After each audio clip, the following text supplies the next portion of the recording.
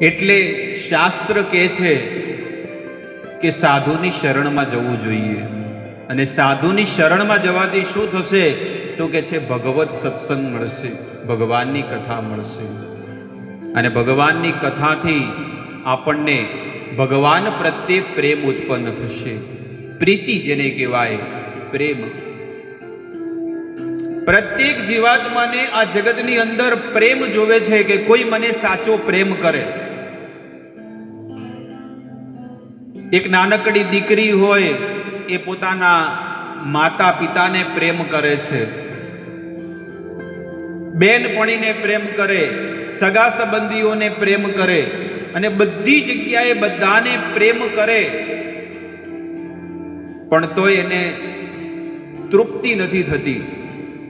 ત્યારે એને એના વિવાહ થઈ જાય, એના મેરેજ થઈ જાય, અને ત્યારે એને એક નવું જીવન મળે કે નહીં, મારો જે ધણી જે છે ને, મારો પતિ, એ મને સાચો પ્રેમ કરશે.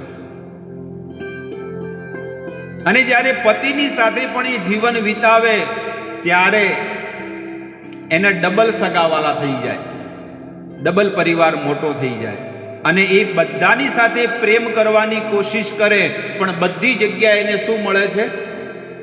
સ્વાર્થ મળે, ઈર્ષા મળે, દુઃખ મળે.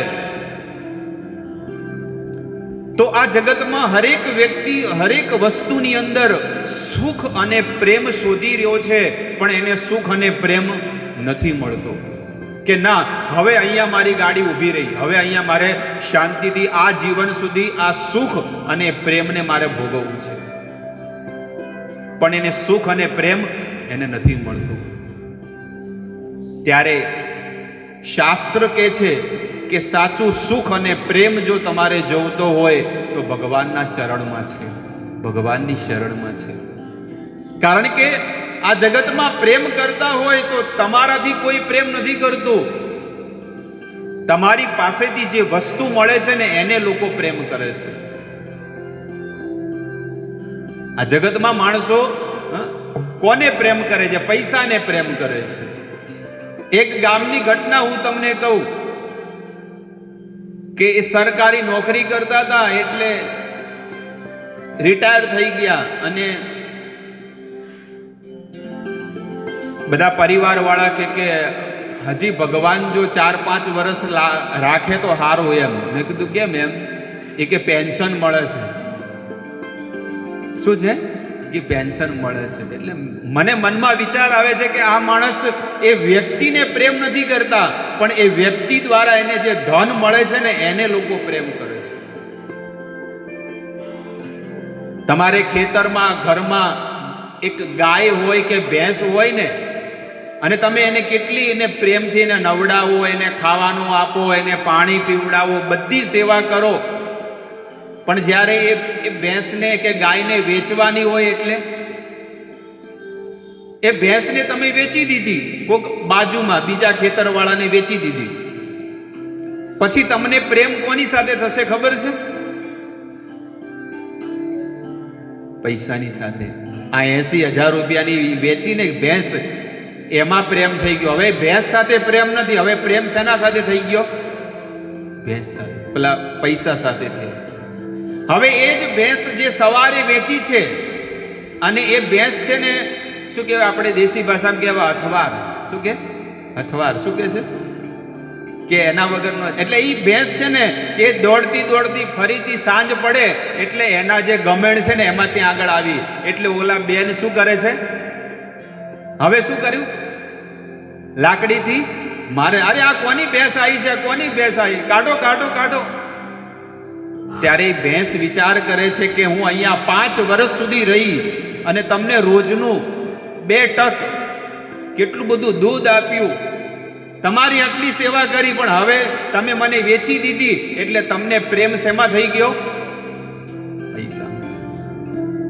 એટલે સાધુ સંતો સમજાવે છે કે આ જગતમાં લોકો તમારાથી પ્રેમ નથી કરતા, પણ તમારા દ્વારા જે વસ્તુ મળી રહી છે ને એના દ્વારા તમને પ્રેમ કરે છે. સ્વાર્થનો સંસાર આ જગતમાં કેવો છે? સ્વાર્થ વાળા છે બધા, કે સ્વાર્થી લોકો ભરેલા છે. તમારી પાસેથી કાંઈક મળે છે તો તમને પ્રેમ કરશે, બોલાવશે. પ્રેમ નહીં કરે પણ બોલાવશે. પણ સાચો પ્રેમ જો કરતા હોય ને તો આજે તમને પ્રૂફ કરીને બતાવું, સાબિત કરીને બતાવું કે ભગવાન તમને સાચો પ્રેમ કરે છે. તમે કોઈ બીને સગા સંબંધી હોય, તમે કોકને ઇન્વિટેશન આપવાનું ભૂલી જાઓ તો એ આવે છે લગ્નમાં? સાચું બોલો. સગાઈમાં ક્યારે નહીં આવે. અને 20 વર્ષે યાદ રાખશે આ વસ્તુને કે તમે મને બોલાયા નતા, તમે ક્યાં બોલાવો છો. અને કેટલો માણસને કેટલો કહેવાય ને કે બહુ જ બધી જગ્યાએ માન જોવે છે, માન, કે અમને પહેલા શું કરો, અમને બોલાવો તો અમે આવીએ. આપણને ખબર છે કે આ કાકાનો દીકરો છે કે દાદાનો દીકરો છે કે આ કુટુંબી છે, અને કદાચ ન બોલાવે ને તો ઘરનો હોય તો સામેથી આવે, પણ તોય નથી આવતો.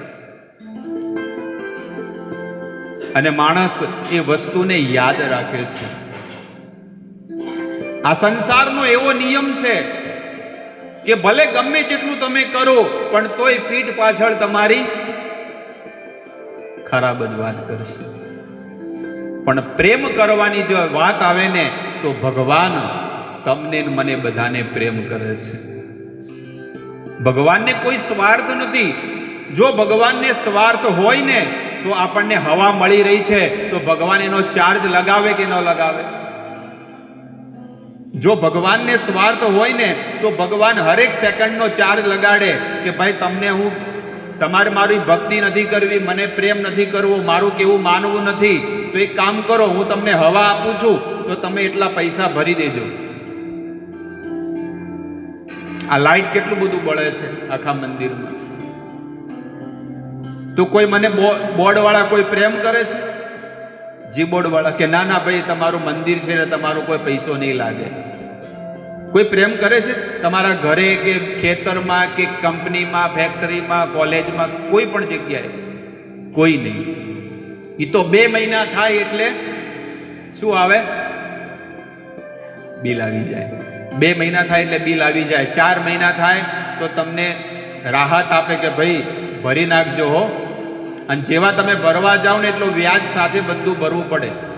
5%, 10% જે ઉપર ચાર્જ લાગે ને એ બધો ભરવો પડે. અને 4 મહિના પછી પણ જો તમે ન ભરો તો શું થાય? શું કરે? કાપી નાખે, કાપી નાખે. પણ વિચાર કરો કે ભગવાને પણ અહીંયા જે ગોળા બને છે, બળે છે ને, એમાં એક વીજળી આવે, લાઈટ, એના દ્વારા બધી સિસ્ટમથી અજવાળું થાય છે. પણ ભગવાને આખી સૃષ્ટિમાં એક મોટો ગોળો ફિટ કર્યો છે. શું છે? સૂર્યનારાયણ, સૂર્ય દેવતા. ભગવાન કે છે તમે દર 2 મહિને જો લાઈટ બિલ ભરતા હોય તો મારે પણ એમાં ડીઝલ બળે છે. સૂર્યનારાયણમાં શું છે? તેલ બળે છે, તો એનો ચાર્જ લાગે કે ન લાગે? જો આ પુરાવા છે, આ સાબુતી છે કે ભગવાન આપણને પ્રેમ કરે છે. એટલે આપણા ઘરે કોઈ દાડો બિલ મોકલ્યું નથી. જે પોતાના હોય ને એ ક્યારે આવી વસ્તુઓનું ક્યારે મૂલ્યાંકન ક્યારે ન કરતા હોય. ભગવાન હવા આપે છે, ભગવાન આપણને સૂર્યપ્રકાશ આપે છે, અને ભગવાન આપણને પાણી આપે છે. તમારો કોઈ મિત્ર હોય કે કોઈ પણ ઓળખાણ વગરનો હોય અને તમે કદાચ કચ્છની ધરતીમાં તમે ગયા હોય, રણ પ્રદેશમાં, જ્યાં દૂર દૂર સુધી માત્ર રણ છે, માટી છે, અને એ સ્થાન ઉપર તમે જઈને તરસ લાગી હોય અને તમારે પાણી જોઈતું હોય, એક દુકાનવાળા પાસે પાણીના બોટલ ને પાઉચ ને બધું છે. તમે કહો કે ભાઈ મને પાણી આપો, એક બોટલ આપો, તો પેલો શું કહેશે? પૈસા આપો, 20 રૂપિયા. તો આ જગતમાં તો બધા કેવા છે? સ્વાર્થી છે. દરેક વ્યક્તિ સ્વાર્થી છે, પણ ભગવાન ક્યારે સ્વાર્થ નથી રાખતા. ભગવાન તમને બહુ પ્રેમ કરે છે. ભગવાન જોવે છે કે મેં જ આ જીવોને બનાવ્યા છે, તો એનું બધું ભરણ પોષણ હું કરીશ. ખેતરમાં બધાએ ઘઉં વાવ્યા છે, પણ એ 4 મહિના પછી ઘઉં આપણે કઈ જોવા આખો દાડો બેહવું પડે છે? કઈ ખાલી એક વખત અંદર જમીનમાં નાખી દીધો બીજ, એ 4 મહિના પછી છે ને હજારો ગણા બીજ આવી જશે. ખાલી તમે કહેવામાં આવે ને કે એક કટ્ટુ અંદર નાખો તો તમારે 25 બોરી 50 બોરી અંદર ઘઉં થઈ જાય છે. હોળી પર થાય ને. તો આ બધું કોણ કરે છે? ભગવાન કરે છે.